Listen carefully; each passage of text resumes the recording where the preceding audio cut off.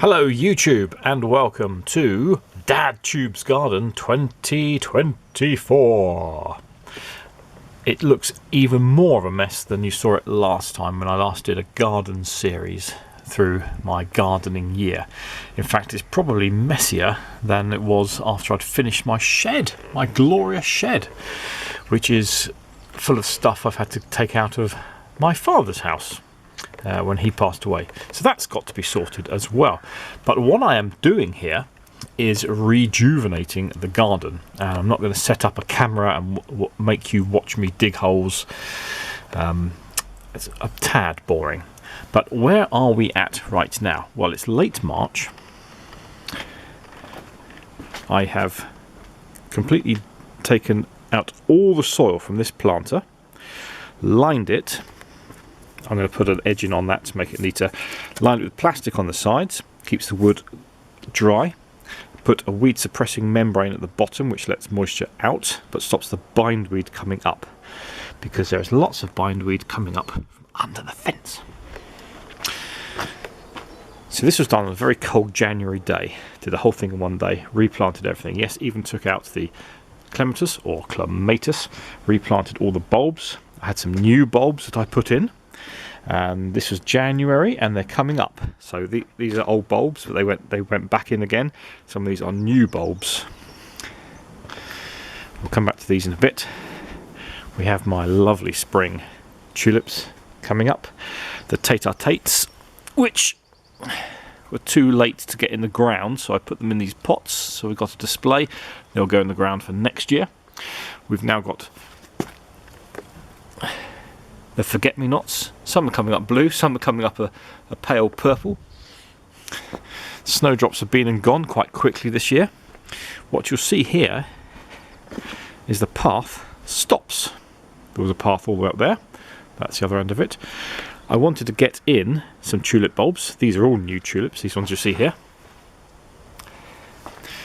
And I wanted to widen this border because it is quite narrow. It's about 1.5 feet wide. So I wanted to have more plants here. I've got more plants to go in that. I've got some seeds on the way, some bulbs on the way. Going to fill this up.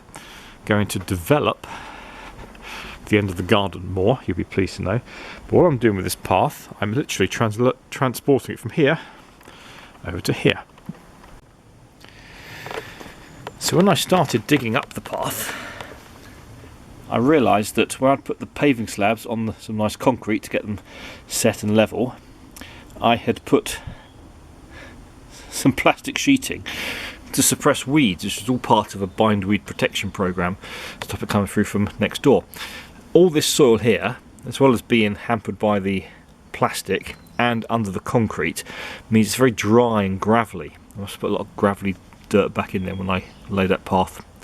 And it's quite a dry, gravelly garden underneath here anyway.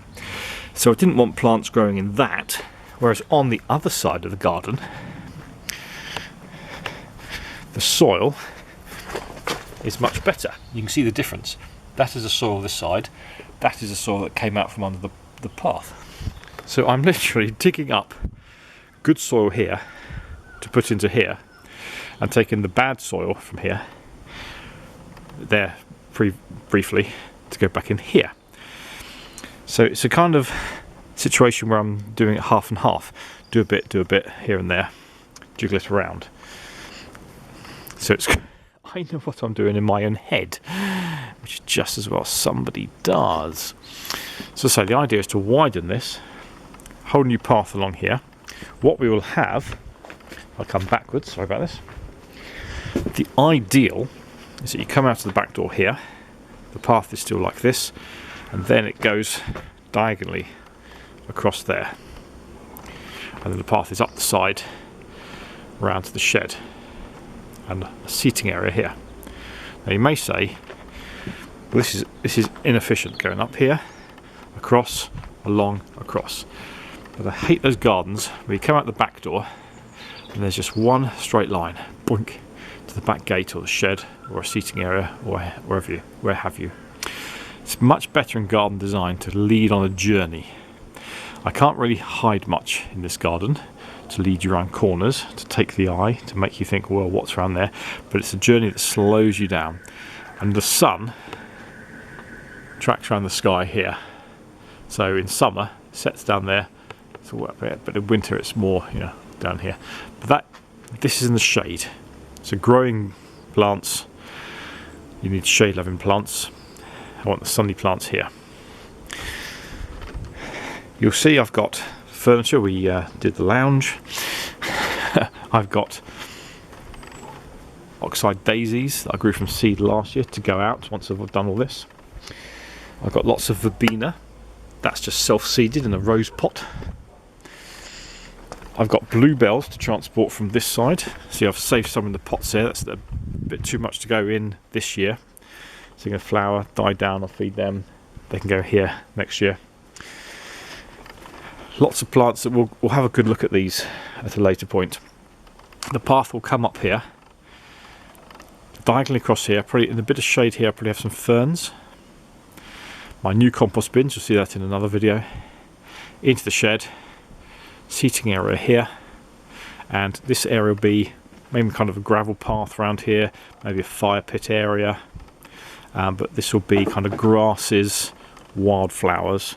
What I really loved last year, I got some plantain, which is a weed that grows everywhere. I've had to go off and dig that up from somewhere else and bring it in because I love it. It's just one of those curious little things. And these little things here, they're called something purpurea because they have purple flowers. We'll see them in bloom later on. These are wild flowers, and I think they're just lovely. So along with all these other things, we'll be mixing them in here. Be more formal planting, coming to more natural planting, scrubland type stuff. This is all stones and gravel. This is the concrete from under the slabs. These are the slabs. I'll eventually get better slabs, so there might be a bit of a makeshift path down the side to start with. And that is about it. This is what I'm getting on with. It's quite interesting. As I said, my father passed away last year. I got this lungwort, which is a bit of a weed. I didn't really realise it flowered, but the bees have been in and out of that already quite well. Nice variegated foliage, bit of a ground cover. So that came from Dad's place. That plantain came from Dad's place, and so did this grass, which I've yet to find the name of, with that kind of head to it, and also that grass there, whatever that is. The others I have bought in, but we'll cope with that later on. Also, this blue pot with some kind of stiff, reedy grass. Yet to see what that is. He had a few things in here. There's some weeds, there's a lavender stalk, there's a strawberry plant. I just want this. I'm going to grow this, see what that is. If it's good, we'll keep it. If not, it'll go. One loss this year is my upright rosemary. This is evergreen. I noticed in the winter the leaves were becoming quite sparse. You can see how sparse they were. And then all of a sudden they came out one day in February. It's bare. Just died. Don't know why. Maybe it just reached its natural life's end. I can't think the winter was particularly bad. It was a lot milder than it was the previous year. Who knows? So these are my plans. And I've put lots of compost in here, as well as the new soil. And that is a lot of rotted down horse manure from stables that when I built my new compost bins, I filled up with lots and lots of that manure. Later in the day, hopefully this year, you never know, all this is going to be patioed. So might have a sloping edge to it over there. Get rid of these stumps here. Get rid of a lot of this. So a nice wide seating area. I want to store for my firewood here because we've got a wood burning stove now. And maybe if the concrete slabs or the paving slabs are lined up in that direction, you'll naturally have little triangular pockets against the wall. And I'll put some planting in there. Might get a shade-loving clematis up the wall on a trellis, or some ferns. the world's my oyster. But that is the work I'm doing, and I'm going to have to go and get on with it. So, you'll see more, hopefully, soon. Bye!